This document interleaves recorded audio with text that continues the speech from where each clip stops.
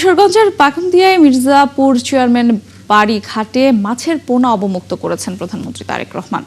এর আগে সকালে সড়কপথে কিশোরগঞ্জের উদ্দেশ্যে রওনা হন তিনি। পথে দেখা হওয়া শিক্ষার্থীদের হাতে ক্রীড়া সামগ্রী তুলে দেন বিএনপি চেয়ারম্যান ও প্রধানমন্ত্রী তারেক রহমান। দায়িত্ব নেওয়ার পর কিশোরগঞ্জে এটি তার প্রথম সফর।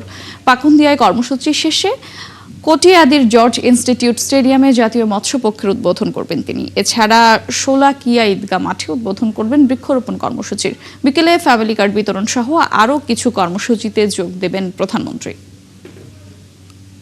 প্রধানমন্ত্রীর কিশোরগঞ্জ সফরের বিস্তারিত খবর নিয়ে আমাদের সঙ্গে যুক্ত হচ্ছেন সহকর্মী সালেক হোসেন রনি।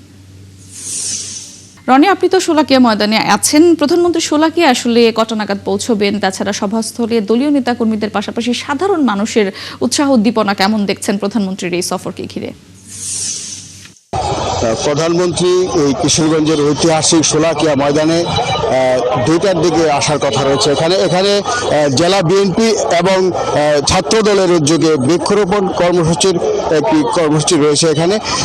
তারপরই সরকারের যে উন্নয়ন কার্যক্রম রয়েছে তারই উদ্বোধন এখানে করার পর তিনি এখান থেকে চলে যাবেন বিকাল 4টায় পুরাতন স্টেডিয়ামে ফ্যামিলি কার্ড এবং মুয়াজ্জিন এবং অন্যান্য ধর্মাবলম্বী পুরোহিতদের মাঝে যে মাসিক সম্মানী ভাতা প্রদানের যে কার্যক্রম সেটি কিন্তু বিকাল 4টায় পুরান থানায় হবে। আর ঐতিহাসিক শোলাকিয়া ময়দানে এখন যে কটিয়াদি থেকে আসার পরে এখানে এসে তিনি বৃক্ষরোপণ অভিযানে অংশগ্রহণ করবেন। এখানে কিন্তু জেলা ছাত্রদল এবং জেলা বিএনপির নেতৃবর্গ থাকবেন এবং সেই সাথে যে উন্নয়ন কার্যক্রম রয়েছে সেগুলো কিন্তু এখানে উন্নয়নের উদ্বোধন হবে। এবং সেই সাথে এখানকার যে আপনি দেখছেন যে এখানে কিন্তু নেতাকর্মীরা জনগণ কিন্তু উচ্ছ্বসিত উজ্জীবিত এবং সেখানে কিন্তু তারা দাঁড়িয়ে আছে এবং অধীর আগ্রহে যে মাননীয় প্রধানমন্ত্রী এখানে একটি সুখের বার্তা দিবেন, সেই বার্তার কথা শোনার আশায় কিন্তু এখানে হাজার হাজার নেতাকর্মী এখানে উপস্থিত রয়েছেন। এবং সেই সাথে কিশোরগঞ্জবাসীও কিন্তু রাস্তার দেখেছি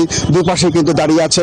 তারা অধীর আগ্রহে প্রধানমন্ত্রীর মুখ থেকে আশার বাণী শুনতে চায় এবং ওই কিশোরগঞ্জের উন্নয়নের যাত্রা যে ব্যাহত হয়েছিল সেই অব্যাহত রাখার জন্য, সেই উন্নয়ন যাত্রাকে অব্যাহত রাখার জন্য প্রধানমন্ত্রী এখানে একটি বার্তা দিবেন। সেই বার্তাটি শোনার জন্য অধীর আগ্রহে কিন্তু কিশোরগঞ্জের মানুষ এবং সেই সাথে জেলা বিএনপি এবং বিএনপির সমস্ত নেতাকর্মী কিন্তু উচ্ছ্বসিত এবং তারা কিন্তু অধীর আগ্রহে এখানে দাঁড়িয়ে আছে। এবং আপনি দেখছেন যে এখানে ইতিমধ্যে সকল কর্মসূচি কিন্তু সম্পন্ন হয়েছে। বিকেলের যে প্রোগ্রাম 4টায় পর্যন্ত স্টেডিয়ামে যেটি হবে সেটি কিন্তু ইতিমধ্যেই সেখানেও কিন্তু সকল কর্মসূচি হাতে নেওয়া হয়েছে। এবং সেই সাথে এখানকার নেতাকর্মীরা আশা করছে প্রধানমন্ত্রীর মুখ থেকে তারা এই কিশোরগঞ্জ নিয়ে অনেক আশার কথা শুনবেন এবং উন্নয়নের কথা শুনবেন এবং উন্নয়নের কার্যক্রম যেটি বাস্তবায়ন হতে চলেছে সেই মাহেন্দ্রক্ষণ কিশোরগঞ্জবাসীর জন্য অপেক্ষা করছে। প্রধানমন্ত্রী এখানে বক্তব্য রাখবেন, সেই বক্তব্য শোনার জন্য কিন্তু এখানে মানুষজন উৎসাহ উদ্দীপনার মাঝে কিন্তু তারা দাঁড়িয়ে আছে।